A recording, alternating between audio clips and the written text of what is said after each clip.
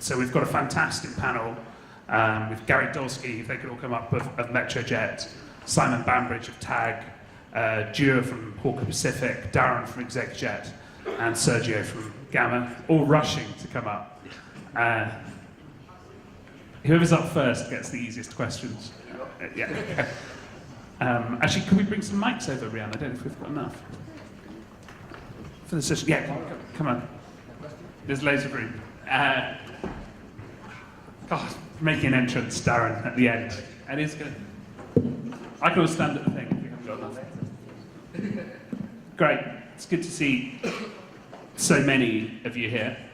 Okay, without depressing us, how's business there? Business has been good. I think we found that generally 2017, whilst I think sentiment was picking up, it was still a fairly flat year, but we've seen, I think, in the start of this year, things have picked up, more opportunities and some more aircraft that were brought in. First of all, apologies for my voice. I'm going from a cold from last week. Nice cold weather from Portugal, believe it or not. Gama is now on an exciting phase, to be honest. We have this goal, this aim to become one of the global market leaders sooner rather than later. In the region, the last 12 months was quite positive, to be fair. The fleet grows. We announced our collaboration with Castle, which led to further investment, and now Gama is one of the shareholders of Castle itself. We do understand that organically alone is not going to allow us to grow as fast as we want to, so we're looking for different opportunities for expansion, for acquisitions. Interesting that today the different companies outside are really trying to take the advantage of the forecast market consolidation. Basically. So it was a deal for us. Okay, Gary, on a scale of 1 to 10, how's business, with 1 being dreadful, 10 being amazing? For us, at least at Metrojet, I'd give us a 7 right now, and to be able to move it to an 8 or a 9 is something that we control ourselves. I think the market is there. It's growing. I see mainland China as an opportunity for us. We're proceeding right now with getting our AOC in China because we see that as a long-term growth opportunity for us. The Kaduri family have supported the company very well in that we'll be coming up with a very large investment in the Philippines for a hangar facility. So as a company, we see that the growth potential is there. We've done, our maintenance has been working very well for us, which is one of our tripod legs on our business that helps to support our aircraft management. So if anything, I'd say things are going positive. Yeah. And 1 to 10, Scott. 1 to 10? Well, for us, same as Gary, I would say 7. The market has been relatively flat, but we've been consistently adding airframes. For us, as Hawker Pacific Aircraft Management, there's been some exciting news lately, and that's the part, or we are becoming a part of a much bigger family. So I think that is going to drive some of the opportunities for us. Specifically in Southeast Asia. Simon? Yeah, likewise for TAG Aviation, I think I'd assess it as a 7 at the moment. Certainly conditions have improved versus, say, 15, 16. At the end of last year was quite positive. I think this year's been maybe a little flatter than we would have expected, but there is increasing activity. And from a TAG perspective, we've got some exciting things that we're looking forward to in moving into additional areas of operation here in Asia. And what sort of? We were successful in the tender for getting a concession for an FBO in Macau, so that is expected to start operation later this year. It's interesting that all of you, diversified across maintenance, FBO, management. What's the best, if you had to choose one business to focus on, which is the most exciting, which has got the best prospects? Is it management, maintenance, FBOs, or something else? Are you looking at me? For us, aircraft management is our core business, so that's always going to be our focus. But it is important for us to look at other areas where we think we can bring value.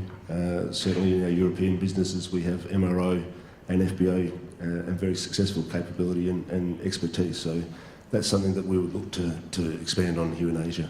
Gary, you look like you're... Yeah, well, I think all of us know the best way to make $1 million in MRO is to start with $1 billion, right? So I think the way that our approach has been is that we try to do complementary services and kind of build everything up so it's the sum of all the parts. I think there's those companies that can be very successful just focusing on one. The approach that we've taken is to try and not be a one-legged pirate and kind of have a couple legs to stand on, and that's been, at least in the last year, has been proven to be pretty good value for us. Sergio, Gama seems to be more focused on maintenance in the region.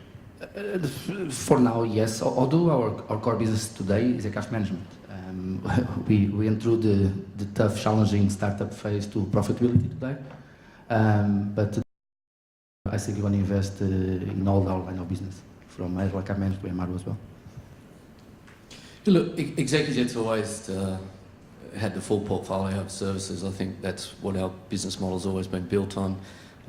There are different times, different cycles where, you know, some parts or different sectors are up, and fortunately, you know, some of the others then, you know, help that if some are up and some are down. And I think, like the others, it's about complementary services, and clients are choosing, you know, that, you know, some want the lot, some want parts, and I think that's the offering that we have. Okay, I'm not quite sure what the first comment means. I ran faster for sure. I didn't know Portuguese was seen as aggression. Is the Hong Kong market saturated with management companies? Gary? Well, if you want a monopoly or an oligopoly, this isn't the business to be in, okay? So if you take a look back from 6 years ago compared to what's out there now, significantly more competition.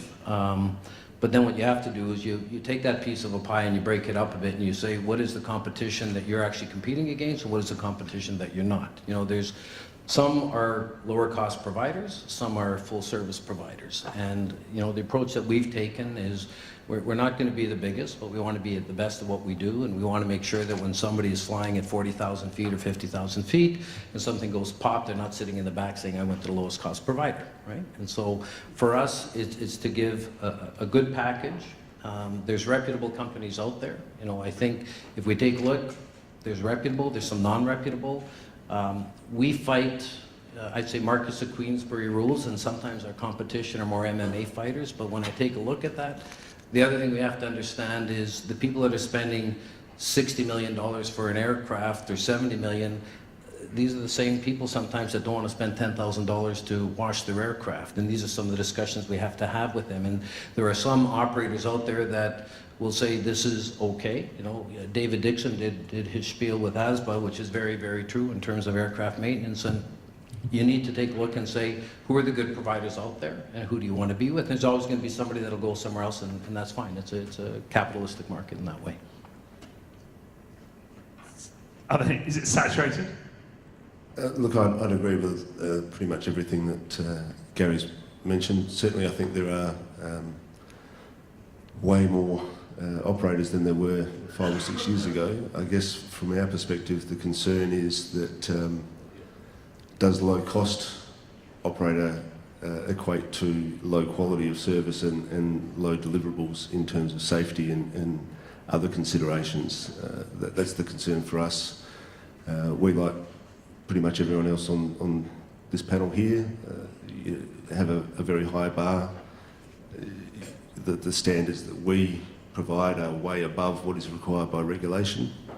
Regulation is the minimum requirement, and we believe that our customers deserve more than that in all aspects, whether it's crew training, maintenance, all other safety considerations. So that's the concern. You know, even 6 years ago, when we were looking at it, you needed a minimum of 10 to 12 aircraft to make money as a management organisation. If you've only got 2 or 3, you're either cutting corners or you're not making money, and that's unsustainable. Do you think it's higher in Asia, the number you need to have to break even compared to, say, the US or Europe? Or? I can't comment on that because I haven't worked in those environments, but I would say that I think obviously Europe with all the regulation there and NCC and a lot of aircraft being on AOCs, there's probably a similar level of requirement. Certainly here in Asia, for us, we operate under, I think, 6 different jurisdictions, 2 different AOCs. There's a lot of headcount that you have to comply. We have ISBAO accreditation, we have accreditation from all those different authorities. So, yes, I think it is quite high because of the diversity of and then the environment you're operating in. We're dealing with multiple different regulators for overflight permits and landing permits and handling considerations, whereas the US, you're dealing with one, Europe, you're dealing with Eurocontrol. So, yes, I think you do need more. Okay, it's an interesting theme. We've got one question, which is, are Asian customers mainly focused on low costs? And a very similar one, do customers truly understand the value of management companies and are ready to pay for it? As mentioned before, to many companies, low-cost deals are available, pressure on the margins.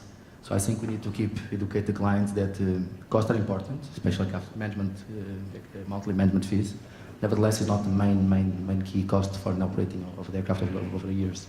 So costs in combination with safety and the client experience is the key. That's my opinion. Can you hear me? Yeah, perfect. I would, to a large extent, agree with that. I'll allow myself to be a bit more myopic about Southeast Asia. I think that value focused client is present even more. And sort of while we are inevitably going to a place where an owner will be able to Uber an engineer or whatever, right? And we'll all have to adapt to that, or rather, hopefully, lead that change. I think that we still need to show, or that there is a large market or a large population of owners, that if we show them a value with being next door to them, with actual not only sort of sales representation, but rather a brick and mortar and a facility driven, owners driven maintenance and management, that value actually will generate hopefully that income that we're looking for. Great question from the audience. With so many aircraft management companies, and everyone on the couches today, apart from me, is a blue chip, operator. How do you differentiate between the other blue chip operators? Darren? Look, I think a lot of what everyone here is talking about is we're trying to offer a greater level of service, particularly, I guess, against the low cost. Against each other, it's probably very similar. We talk about standards, so we talk about safety, we talk about value for money. We have got cost-conscious clients, I think, globally, not just here in Asia Pacific. In terms of differentiating, I think we're all trying to say that we've got a personal approach with our clients. I think we're also saying that we've got the breadth of services. I think in our case as a business, we've been in business for a very long time now. Globally, we have got that reach, and we do provide all of those other services. But whilst it is a global organisation, it does have a very local presence in the markets that we operate in. So I think that's some of the things that we talk about. Probably not much different to what most of the others would say as well. Gary, you're not a global operator, are you? No, we're not, but our customers travel everywhere. And so the way that our focus with Metrojet, we probably are the grandparents of the Asian industry in terms of what Sir Michael has done 20-some years ago. And our focus will stay in the Asia region. However, that being said, our customers are going everywhere as well. So for me, it's about setting the gray hair will tell you I've been around for a bit, and most of you I know, and I've always been very strong on how do we work together as partners, how do we work together. We can compete on one thing, but I can help the other day. Our maintenance, when we have a maintenance and we're called for an AOG event, if we can't do an AOG event, the first thing we'll do is pick up the phone and you know what, we'll phone Jet, we'll phone Tag, we'll phone Gama, we'll phone whoever to make sure whatever customers are that can be tied in. So my view, our view on that as a company is if we can help you in any way we can, even if we're not getting anything out of that, what goes around will come around. And I think what's very important, all of us sitting here and some of you sitting over there, is how we as an industry and the ones that I'll say are I'll say at the higher tier, continue to work together. Because that'll absolutely be key for all of us, and I have no problem, because we are focused in this region, is how do I make my alliances, whether it's in Canada, the US, or Europe, and that's worked very well for us. Okay, so many questions. Anyone in the room want to ask one? Which guarantees your question gets asked. Okay. How well is Asia... How strong is maintenance? You talked about AOG, Gary's just talked about it. You know, how well are Asian customers being served on maintenance? And also another question, do Asian customers value maintenance? Don't rush. It's a work in process. Okay, so it is a reasonably younger market. I would divide mainland China from the rest of Asia. There is an education process that all of us have to go through, and it actually starts with the OEMs in terms of when you're selling an aircraft and the product. When Nilesh is going to put his first 7,500 in place here, and he wants to sell many of them, customer support sells, right? And maintenance sells and support sells, and the only way you're going to sell more aircraft is if you have proper maintenance support to go through. And more of the market I see is they will expect to do more of their maintenance locally, as evidenced with some of the OEMs, some of our competition investing, ourselves included, investing in the region. People will want to do their maintenance over here. Why do you want to fly a plane 5,000 miles over to the US if you can do the work over here? Our customers need more education in that regard, in terms of you're willing to spend 70 million over here, but you're not willing to, you want to stretch your maintenance checks. You flying 400, 500 hours and you only want to have 2 pilots flying, right? And there's an education process that has to go there that all of us are responsible for, and that's going to take a while, but I think if we all do it together, it'll work. Okay, Sergio, question from the audience. Airport parking seems to be at capacity, volume, and aircraft size is growing. Where will expansion and capacity come from? Why did you choose Hong Kong for Gama when it's already so busy? Yes, good question. Good question. Because we are in a unique position today. Castle is maybe the only MRO today that can offer hangar space and parking space in Hong Kong. That's why it makes it unique. It makes quite an exciting opportunity. Just to try to make a long story short, Castle today can offer normal MRO service like anywhere in the world. We don't control our towing or pushback or defueling, and we don't charge hangar cost for maintenance, which is quite surprising in Hong Kong. So yeah, that's why. Jure, are you? You all seem quite optimistic, but we're seeing, at one minute we have the slide from Ascend showing how full airports are. Why are you guys so optimistic about growth in the region? Sorry, is that... Either of you go for it.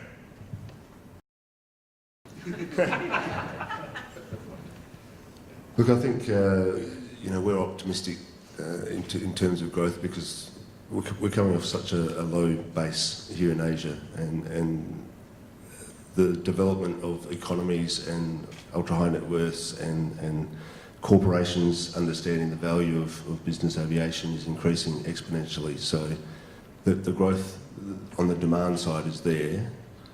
Infrastructure-wise, we need to catch up, and that's the challenge for the industry, and that needs to come from all participants. OEMs will stop selling aircraft if people can't fly them where they want, when they want, etc. So there's got to be lobbying at a political level to motivate people to invest in infrastructure, because that's going to be the restriction or the inhibitor to growth moving forward for us, because demand side, it's going to be there for sure. And if you look at it, if you just take geographically the US versus China, probably within 2% geographic size, there's more billionaires in China. There's probably a factor 40 or 50 amount of aircraft in the US versus China. So we do have to help develop the infrastructure, develop the airspace, but it's going to happen. And once that starts happening, you can actually fly within China. I think you will see a growth in some of the more medium and even smaller aircraft in time. It doesn't mean that they still don't want big is better, but I also see that market will grow as well.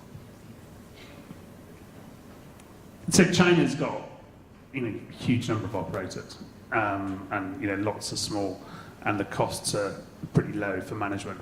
Can any of you guys really be successful in China? I'm going to say yes, otherwise we wouldn't be looking at it, first of all. Okay, first and foremost. So we're fortunate with the operation that we have is our owner has a very long-term outlook. We're not challenged on a monthly to monthly basis or quarter to quarter, which I know a lot of the larger companies are. I'm very P&L driven, and so all of the people within our company know that, and I probably push it more than Sir Michael does, but there is room to do that. And I think, as you mentioned, we're starting at a very low level, but it will grow. It has to be controlled growth. It is also, in my opinion, it has to be China for China. If we're going to do more and more business in China, all of our hirings are coming from the mainland. We don't, if you just take a look over here at how many of the white faces are there and how many of the white faces are here, in 5 years' time, that should be different. That really should be different, and all of us should be working towards that. Does that mean everyone on this panel will have retired? Let's do some quick fire questions. Darren, you go first. Do you see further consolidation taking place? Yes, I do. Great. That was great. That was great. Okay, Jure, is the increasing number of management companies in China posing a threat to Hong Kong and international operators? Sorry, that was me. Very difficult for me to comment just on Hong Kong, but I think yes, to a certain extent, that threat is there. Okay. Sergio, are your first-time buyers? Question from Mike Dwyer from Guardian Jet. Are your first-time buyers younger today, and are they starting at larger aircraft than in the past? Not really. I don't think so. I think nothing changed drastically for a couple of years. Not sure what you guys think, but I don't think so. Yeah. Everyone's younger than me, so. Everyone's younger than you. I would say that yes, we're certainly from Chinese buyers. You're seeing a lot of younger entrepreneurs. We have a lot of 40-something buyers these days that are buying 650s and Global 6000s, and very much out of that tech entrepreneurship sort of bio. Okay. What's the biggest management opportunity outside of China for anyone in this region for management? The rest of Asia. That's helpful. What are you guys doing about grey market charters? And there's a lot of frustration, I think, for the people in the bar. You guys will complain about the quality of some of your competitors. What can you guys do about grey market charter? It is a conversation that we continue to have with clients to actually educate them, and I think that's been spoken about a number of times today about educating the customers on various aspects. It's another one, and I think we have to keep doing that. And stand our ground that we're not going to involve ourselves in that type of marketplace. Okay. Who wants to answer India quickly? Why are you guys not pushing India more? Or pushing more in India? In a different life, different time, I spent a lot of time in India, some time in India. And India is one of those markets that is coming. It's coming with questions like when and how patient we are for India. But yes, that's a market that I'm sure we are looking forward to. Which is an answer we could have had at any conference in the last 10 years. Okay, final question. I'm not going to ask you to name the most difficult jurisdiction, because that will just get straight back to the regulators. Final question is a really good one. If you had a magic wand what would be your number one wish with respect to ease of doing business in Asia? Would it be better clients, better infrastructure, better regulations, better pricing? You've each got to pick one, and we'll run down the panel. Simon, starting with. For me, I'd say infrastructure. You know, obviously being Hong Kong based primarily, we operate 550 times a year into Hong Kong, but it's painful, and you know, the level of resource that we need to devote just to getting slots into one airport is inordinate. So infrastructure, we see it in Beijing, in Shanghai, sometimes in Singapore, in other jurisdictions. Infrastructure is the biggest thing for us. You know, you'll have good and bad clients, you'll have good and bad regulation, etc., but if you can't actually fly where the client wants to fly to, that stops your business. Human resources, actually, maybe the next generation education into business aviation, being able to retain pilots, technicians in the business aviation rather than going into commercial airlines. The next generation has to be geared towards business aviation. I see a combination of infrastructure / airspace. You say we can develop all the infrastructure, but if we can't fly there, that's a difficulty as well. No, I do agree. I think they said everything already. Infrastructure, slots, that's the main ones, to be honest. I think I'd go with human resources. I think sort of well qualified, particularly crew, and where we could sort of probably cap some of the supply and demand pricing that we're seeing, and sort of spiraling costs. I think in that regard, I think if we had a bigger pool to choose from, I think we'd be able to control some of that. Okay, no more questions from the room. Fine. Oh, we have Nilesh. Well, going back to our favorite topic, Hong Kong, I have a lot of customers who come and complain about slots in Hong Kong. Got a mic. What do you tell them?